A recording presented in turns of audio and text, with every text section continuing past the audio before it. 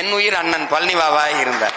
அவர் என்ன சொல்லிடுறாரு, பல ஆயிரக்கணக்கான மேடைகளில் அவர் பேசியிருப்பார். நீங்க பாக்குறீங்க, என்னரும் இஸ்லாமிய சொந்தங்களை என்று விழித்ததை என்னரும் தமிழ் மக்கள் என்றும் பேசியிருப்பார். அவர் தான்.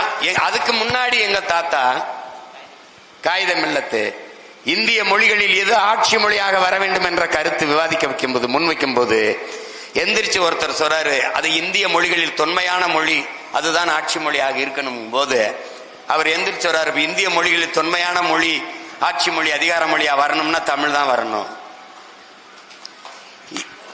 இதை தமிழ் தான் இந்திய மொழிகளின் தொன்மையான மொழி, அதை எந்த வரலாற்று ஆய்வறிஞனும் எந்த தொல்பொருள் ஆராய்ச்சியாளனும் மறுக்க இயலாதுன்னு வாதத்தை முன்வைக்கிறாரு. அப்போது நேரு இஸ்லாம் என்றாலே உருது தான் நினைச்சிட்டு இருந்தாரு. அவரு இஸ்லாம் என்றாலே உருது பேசும் மக்கள் தான் நினைச்சிட்டு இருந்தாரு. என்ன சாஹிபு, நீங்க உருதை கேட்பீர்கள் என்று நினைத்தேன், தமிழை கேட்கிறீர்கள் என்று நேர தாத்தா பத்து கேட்க, தாத்தா எந்திரிச்சு மறுபடி இஸ்லாம் எங்கள் வழி, இன்ப தமிழே எங்கள் மொழின்னு.